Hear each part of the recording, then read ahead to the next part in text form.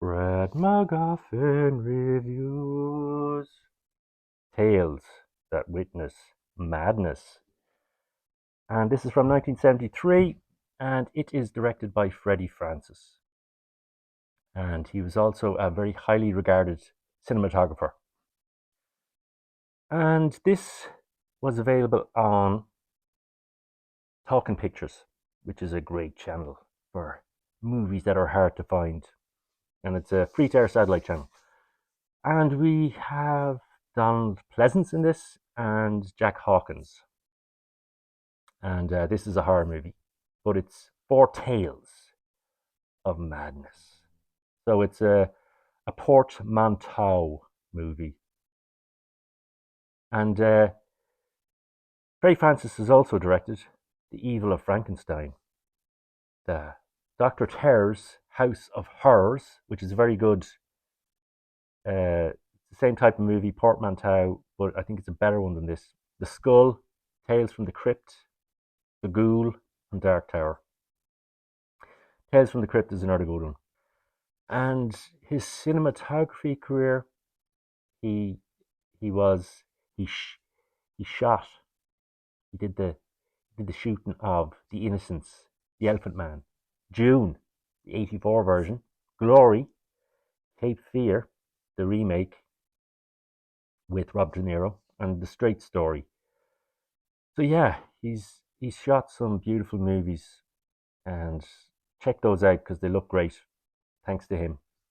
Stroll down the corridors of a mental asylum where your mind won't believe what your eyes see.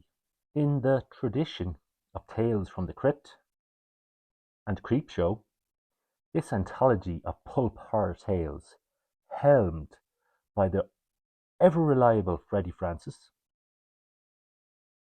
who also brought us Dr. Terror's House of Horrors, which is a bit better than this, a lot better than this. The film features a quartet of eerie vignettes involving four patients in the care of psychiatrist Donald Pleasance, who, attempting to justify his strange theories to a colleague, Jack Hawkins. Now, that's the basic premise of this.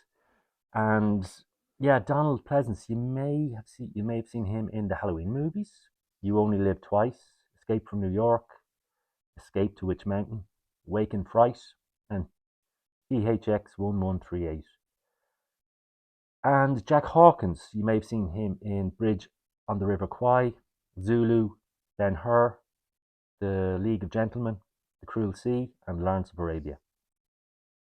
You've got a great cast in this. You also have Kim Novak, who's in the last story called Luau, and you have Joan Collins, who's in the third story called Mel. Now, Kim Novak, she was in Vertigo, Picnic, The White Buffalo, Bell, Book and Candle, Pal Joey, The Man with the Golden Arm. And Joan Collins was also in Tales from the Crypt, and there's a great section in that with her in it, and it's a Christmas themed story. And Joan Collins was also in episodes of Batman, Star Trek, and yeah, Dynasty. That's where she's most well known from. Four stories in this. The first one, Mr. Tiger, not very good. It's about a boy who has a imaginary imaginary friend that's a tiger.